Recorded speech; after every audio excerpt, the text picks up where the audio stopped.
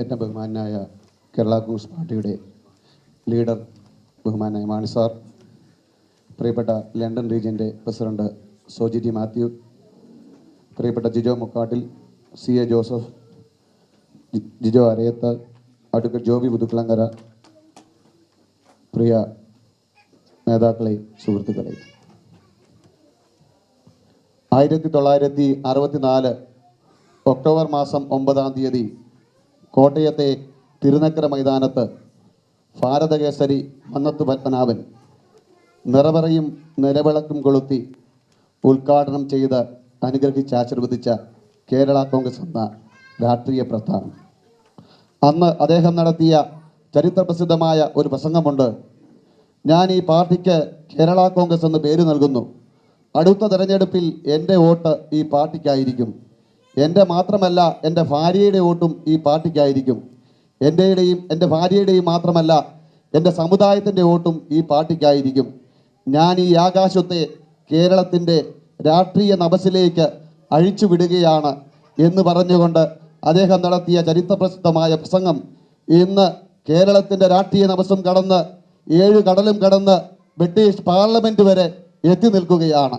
തൻ്റെ ജീവിതം മുഴുവൻ ഈ പാർട്ടിക്ക് വേണ്ടി ചെലവഴിച്ചുകൊണ്ട്, തൻ്റെ ജീവിതം ഈ പാർട്ടിയാക്കി മാറ്റിക്കൊണ്ട് കേരളത്തിലെ അധ്വാനിക്കുന്ന കർഷകൻ്റെയും കർഷക തൊഴിലാളിയുടെയും നാനാജാതി വിധത്തിലുള്ള ജനങ്ങളുടെയും സമഗ്രമായ പുരോഗതിക്ക് വേണ്ടി വ്യാപകലില്ലാതെ അധ്വാനിച്ചുകൊണ്ട് ഈ പാർട്ടിക്ക് ചോരയും നീരും നൽകി ശ്വാസം നൽകി നയിച്ചുകൊണ്ടിരിക്കുന്ന ബഹുമാന്യനായ പാർട്ടിയുടെ ലീഡർ ആരാധനായ മാണി സാറിൻ്റെ സാന്നിധ്യത്തിൽ ഇങ്ങനെ ഒരു പരിപാടി ഇവിടെ സംഘടിപ്പിക്കുമ്പോൾ ഞങ്ങൾക്ക് വളരെയധികം സന്തോഷമുണ്ട്.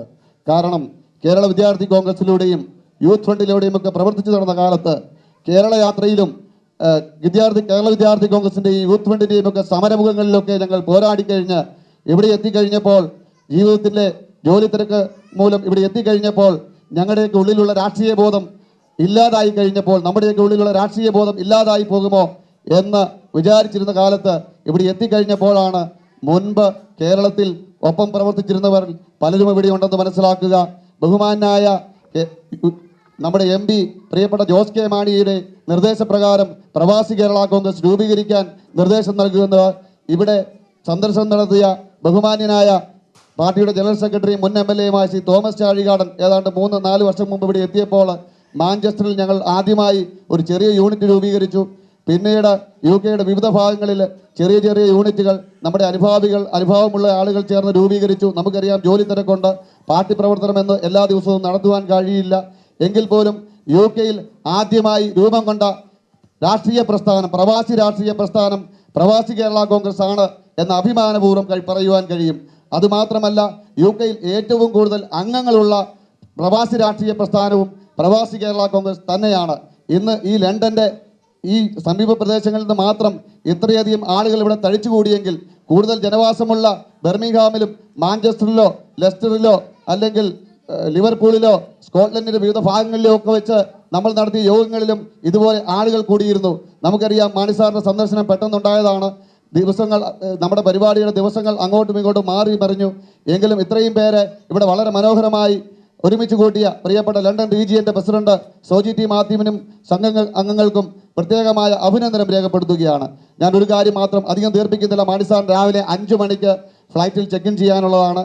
നമുക്ക് പരിപാടികൾ പെട്ടെന്ന് അവസാനിപ്പിക്കണം.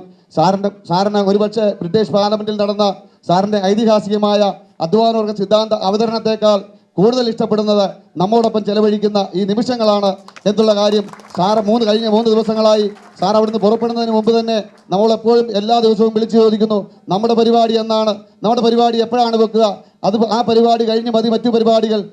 ലണ്ടൻ പാർലമെൻറ്റിലെ പരിപാടി കഴിഞ്ഞാൽ പിന്നെ നമ്മുടെ മെയിൻ പരിപാടി നമ്മുടെ പ്രവാസി കേരള കോൺഗ്രസിൻ്റെ പരിപാടിയാണ്. എനിക്ക് എല്ലാവരെയും കാണണം, എല്ലാ യൂണിറ്റ് പ്രസിഡന്റുമാരെയും കാണണം, നമ്മുടെ പരിപാടികൾ ക്രോഡീകരിക്കണം എന്നെല്ലാം പറഞ്ഞുകൊണ്ട് വളരെ ആവേശത്തോട് ആഹ്ലാദപൂർവ്വം എനിക്കറിയാം 4 ദിവസമായി സാറ് വന്നിട്ട് ഇതുവരെ സാറിൻ്റെ കുടുംബാംഗ കുട്ടിയമ്മച്ച് എഴുതിയുണ്ട്, മക്കളെല്ലാം വന്നിട്ടുണ്ട്.